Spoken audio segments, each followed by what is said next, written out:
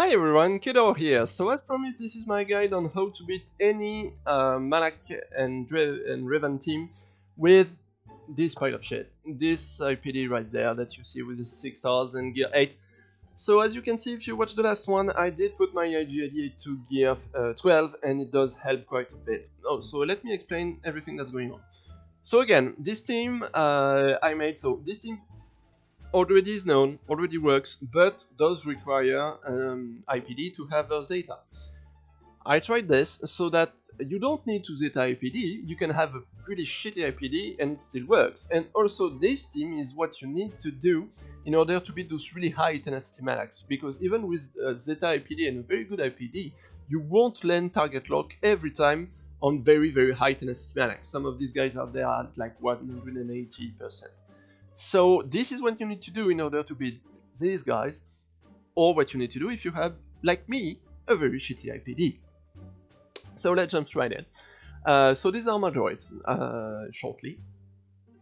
Thank you. So these are my droids, and let me explain what I did. So I made the team work with gear 11 IGADA. It works, but if you really want the RNG to be absent of your life, you want him to be gear 12 at least, and to have this multitude. This gives you more agility, so crit chance, and this gives you 10% potency. The point of the gear you add on IG88 is for you to have an easier time modding him, because every new potency you have, every new crit chance you have, Bayonet can give you a bit of crit chance, you don't have to put with the gear. Don't bother with the survivability, this isn't needed. The med pack isn't needed. This can help because it has agility and crit chance, so you know it could help. And if you can gear 13 him, go ahead and do so. I mean, yeah, enjoy. I don't think you should gear 13 1988, but why not? So what you want is you want him to play just after BB8. So you want him to be the fastest on your team after BB8. You want as much potency as you can, and you want 80% crit chance. Plus his lead, that's 100%. So he will trigger his lead every time to give more dots to the team. And then you want as much potency as you want, so you can see my mods, there is a lot of potency and crit chance in there. You want as much potency as possible so that these debuffs stick. My arrow is amazing. Then, so you can see a crit chance triangle and potency cross. So yeah, that's basically all you need, and that's not that hard to do. Then T3 M4 will be the next in line to play, and you want his second Zeta. You want both his Zetas actually. And you want him gear 12. Because, so this Zeta works with the defense penetration, and that's the difference between Bastila and Malak dying and them surviving with a sliver health. So you really want those two Zetas. And this right there is armor penetration. If you don't have the stun gun, it's only 26. The stun gun gives plus 100. So you really want the stun gun to make it work. So it requires a gear 12 T3 with the stun gun, which isn't really that easy. The rest, the other items are not mandatory. You can have them, I slapped them in because I had them, you know, and it does give a bit more crit chance, so it can lead to a bit more debuff, so it can be even more reliable, but you only really need the stun gun. But you need it badly. So his mods are pretty as usual. I did mod him for a bit less tankiness. He still has 4 protection primaries, but he has a bit more of potency and of crit chance to be sure to land more debuffs at the start, and be sure that you do one-shot Bastila and Malak from the get-go. BB8, you really don't care about BB8. Mine is pretty good because I had him that way, but as long as he plays first, you don't care about the rest. He could have like gear 8 or 9, and as long as he has his passive that make your team play first, you're fine. That's really all you need on him. And IPD, so mine is gear 8, 6 stars, it could be even worse. It could be even worse than that. You don't need the Zeta with this comp.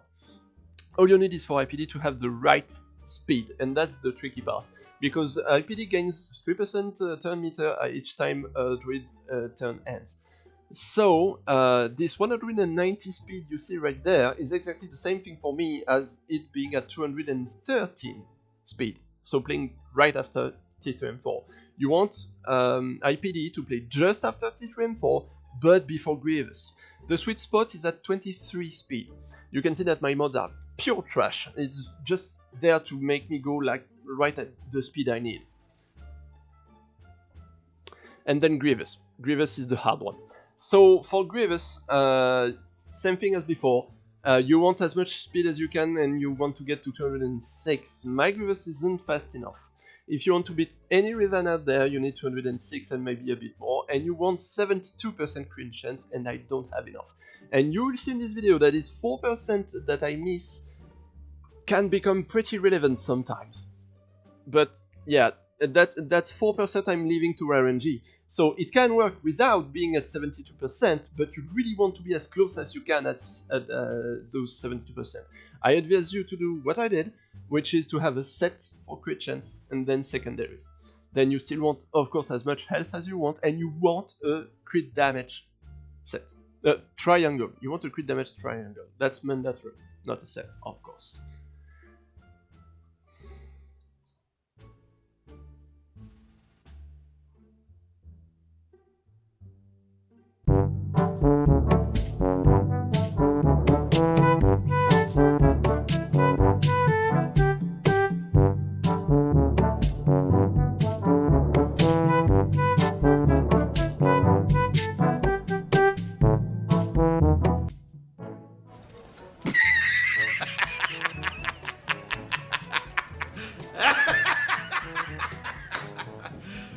Are you serious?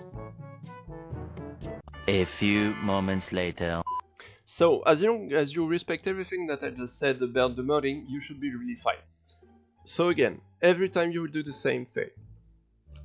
BB8 we start with rolling around. Then you will do AoE, that will put some debuffs on the field. Then you will do AoE, that will put some debuffs on the field. Then you remove Taunt, and he doesn't get it back. And then you one-shot Bastila. And then they do their thing, and then you one-shot Malak. And then they do their thing, and then you one-shot them all. Works every time. Works like a charm. Well, it doesn't really work like every time, because as I just said, my speed is a bit low, and I don't have the 72% crit chance. So what can go wrong? What can go wrong with the team? Why doesn't it work for you? Let me explain.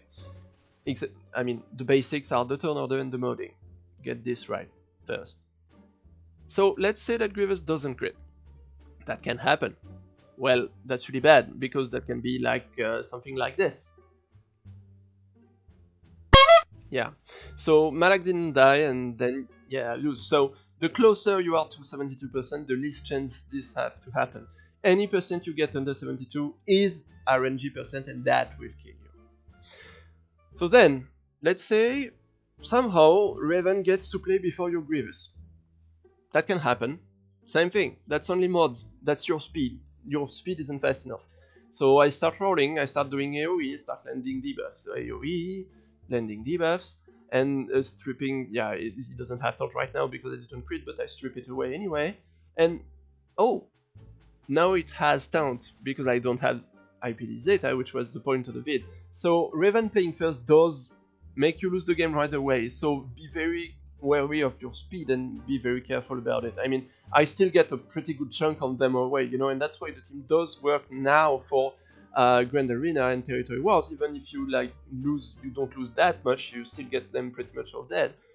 But you have to be sure that the speed is right. So get Grievous to 206 speed, that's enough to beat any tune before 342 speed. If you find someone with better speed, well, go above 206. That's basically what there is. Third possibility, Bastila doesn't die right away. This will happen quite some time.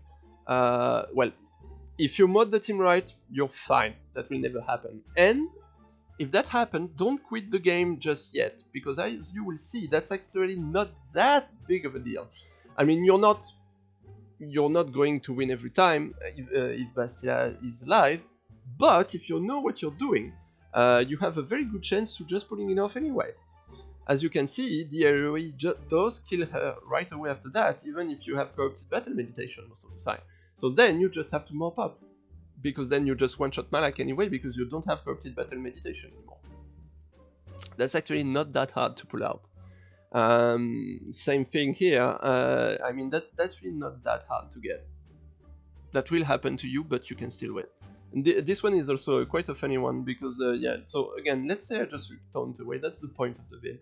So I just go for it, and she survives with barely a sliver, and she dies to the dot. So I still get Corrupted Battle Meditation, and I still get the crit on Malak because I just tried my RNG and it worked. So, yeah, you can still win, even if you don't kill Bastila outright. You will lose some of these fights too, of course, but the team is so reliable that even something going wrong at the start can make it work, which is pretty amazing. And which wouldn't work if you were with the classic, oh, let's just hope I get target lock right away, you know, because then if you don't have target lock, you just can't kill Malak and that's it. So this is even better. I'm telling you, this is even better than the normal one.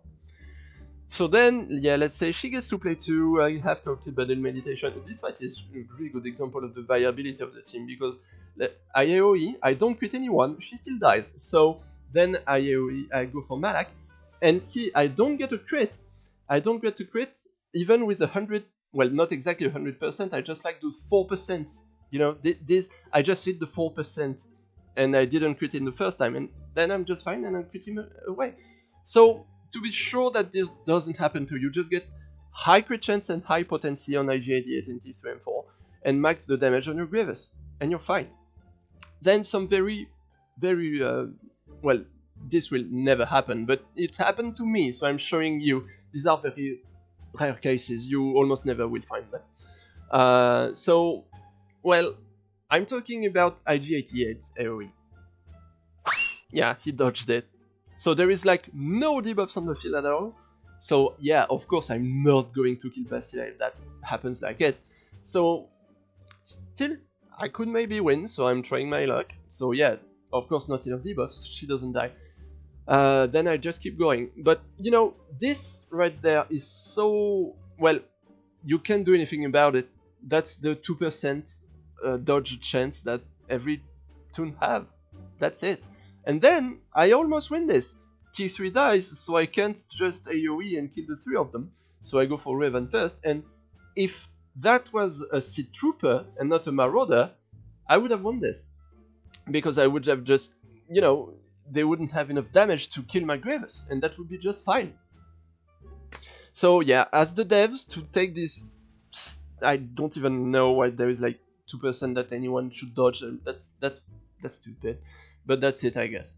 That's there. So sometimes they will dodge, and you will lose. And this one is even more rare. I mean, this is the kind of thing that makes anyone saying 100% win rate an idiot and a liar, because that doesn't exist. Like, I mean, this is like the perfect run, and I do kill Bastila in one shot, but then BB-8 resists the shock from Malak. So I'm stuck behind Seed Trooper, and I can go kill Malak. This is like, this has such a little and a small percent of chance to happen that you shouldn't even take this into account when you do the team. And I even maybe could have won if T3 was still alive, if you went for the bomb. Also, if you blow up the bomb, Grievous doesn't get a bonus turn, and that's pretty sad. But this can happen. That's a thing. That will almost never happen, of course. That's like the not even 1%. You can get BB-8 tenacity as low as you can if you want, but really don't bother with that. You just have to know that it exists. It's out there. So in short, you want Grievous gear 13, you want T3M4 to be gear 12 with the stun gun, and that's mandatory. Then IG-88 is better off with the gear 12 and the multi-tool. You can go gear 13, but yeah, that's better. Go for these 3 Zetas, and that's it. And that's all you need. Both T3s and the GG unique, and that's it. Get the third order right. Aim for 206 speed, and that's all you need. That's very low requirements to be able to beat a gear 13 Malak. That's amazing. For IPD, aim for 24 speed less than T3M4. And Grievous still a bit under that, like 22 and less, and that will be fine. You can make some pauses if you want for the mods. I hope this video was helpful, and it works just fine. It's a very fun team to play. Play it, keep the turn order, and follow my advice in this video. See you guys, thank you.